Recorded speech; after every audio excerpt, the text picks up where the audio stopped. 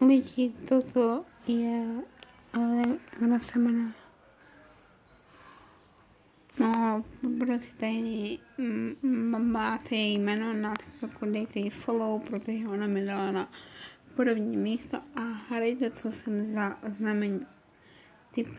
Kdo si to tipne, má u mě odběr. A jo, chtěl jsem jenom říct, mám nový účet, takže počkejte, hned vám ho ukážu.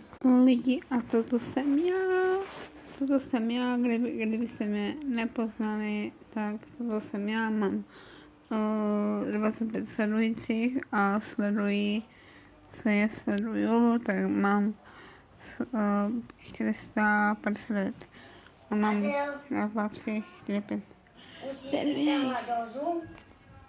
Jeho like a odběr a follow na můj TikTok. Like a follow, ahoj a like a odběr.